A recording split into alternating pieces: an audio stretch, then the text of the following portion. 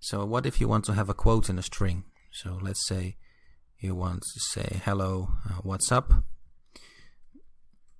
You want a quote here. So in this case that works because we have a different type of quote here than here. But what if you want to define a string like this? Right, so then you have 3 quotes and Python gets confused what you want to do. So it tells you a syntax error because it thinks the string ends here, like that's another quote of the same type, and then you're writing more. So in order to define like this, you can add a backslash. So that's called an escape character.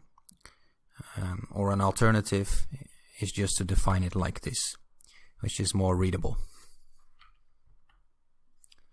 Now strings can be combined as well. So if you have a string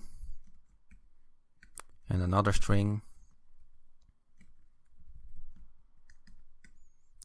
you can say n plus m and it combines the 2 string variables.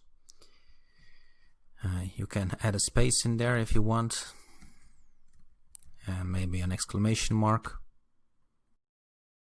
Of course you can also turn them around, so first print variable m and then print variable n.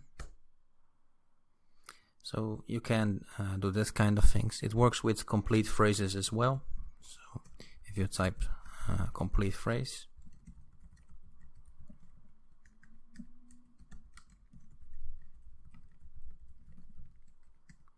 and now we can output those strings, but we can also combine them.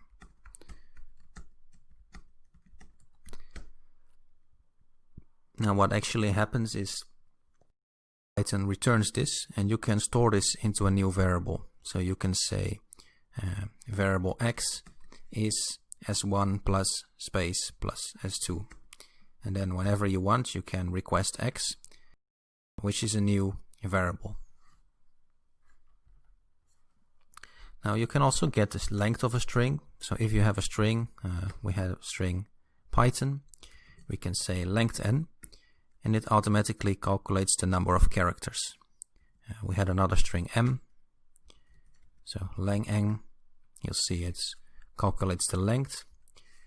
We had a string before s1, we can request the length.